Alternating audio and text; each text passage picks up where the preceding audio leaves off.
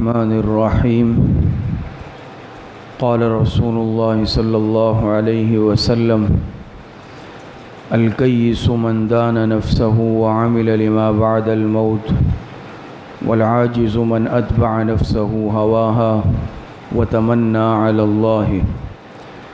جناب رسول اللہ صلی اللہ علیہ وسلم کا ارشاد مبارک ہے، حقیقی عقل مند وہ انسان ہے جو اپنے نفس کو پہچان لے اور موت کے بعد آنے والی حقیقی زندگی کے لیے تیاری کر لے، اور ناسمجھ بے وقوف ہے وہ انسان جو اپنے خواہشات نفس کی اتباع کرے اور اللہ پاک سے امیدیں باندھ کر رکھ لے۔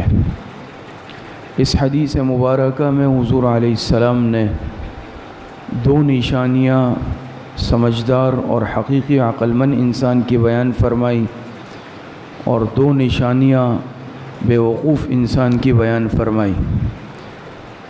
عقل مند انسان یعنی اللہ پاک کے ہاں کون ہوشیار عقل مند ہے، ایک تو ہمارا معیار ہے وہ الگ ہے، ہم اس کو زیادہ سمجھتے ہیں عقل مند جو دنیا پرست ہو، دنیا کمانے میں ماہر ہو، لیکن اللہ پاک کے ہاں معیار یہ نہیں ہے۔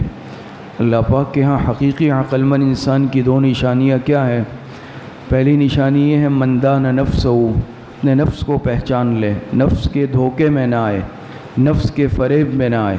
یہ نفس انسان کو دھوکے میں رکھتا ہے، دو چیزیں انسان کے ساتھ لگی ہوئی ہے جو انسان کو گمراہ کرنے کی کوشش کرتی ہے، ایک نفس، دوسرا شیطان۔ اور نفس کا فریب یہ زیادہ مہلک اور خطرناک ہے۔ نفس انسان کو یہ سمجھاتا ہے تم بالکل ٹھیک ہو، تمہارے اندر کوئی غلطی نہیں ہے۔ اس لیے جو شخص اپنے نفس کو نہیں پہچانتا وہ اپنے آپ کو ہر غلطی سے مبرہ سمجھتا ہے، اور وہ اپنے نقائص اور عیوب کی طرف توجہ نہیں دیتا، نہ اس کے اصلاح کی کوشش کرتا ہے، بالآخر خسارے میں چلا جاتا ہے۔ دوسری نشانی، تو پہلی نشانی عقل مند کی کیا ہے؟ نفس کے دھوکے میں نہیں آتا، اپنے نفس کے فریب میں نہیں آتا، خود نمائی میں مبتلا نہیں ہوتا۔ اور دوسری نشانی یہ ہے جو حقیقی آنے والی زندگی ہے اس کے لیے ہر وقت اپنے آپ کو تیار کر کے رکھتا ہے، موت کا کوئی بھروسہ نہیں، کوئی اعتبار نہیں، کسی وقت آ جائے، تو غفلت والی زندگی نہیں گزارتا بلکہ آخرت کے لیے تیاری کر کے رکھتا ہے۔ اس کے برعکس والعاجز، عاجز یہ کیس کی ضد ہے۔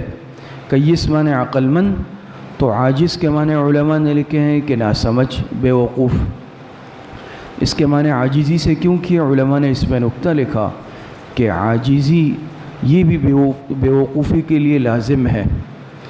تو عاجز کی نشانیاں کیا ہے؟ کہ من اتبع نفسہ ہواہا، خواہشات نفس پر چلتا ہے، جو دل چاہتا ہے وہ کرتا ہے، نفس پرستی، شہوت پرستی کا شکار ہو جاتا ہے، نفس جس گناہ کا تقاضا کرتا ہے یہ بلا دھڑک اس کو کر گزرتا ہے۔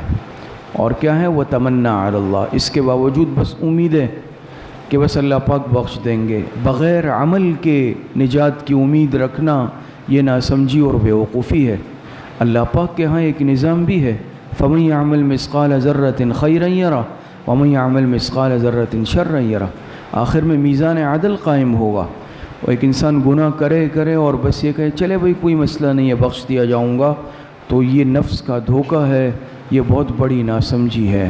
تو اس حدیث سے ہمیں سبق ملتا ہے کہ انسان اپنے نفس کے دھوکے میں نہ آئے، ہر وقت نفس کا محاسبہ کرے اور اپنی غلطیوں اور اپنے عیوب پر نظر رکھے، اور موت کے لیے تیاری کر کے رکھ لے، اور اعمال والی زندگی بھی گزارے، اور اللہ پاک سے ڈرے بھی، خوف بھی رکھے اللہ پاک کی پکڑ کا، لیکن ساتھ ساتھ اللہ پاک سے بخشش کی امید بھی رکھے۔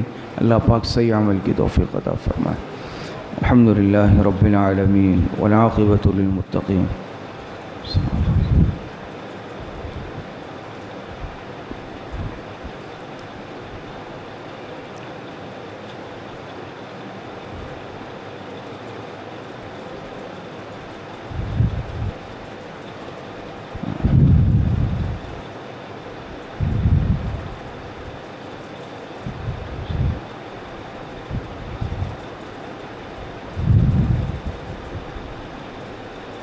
وصلی اللہ وسلم علی نبینا محمد وآلہ واصحابہ اجمعین برحمتک۔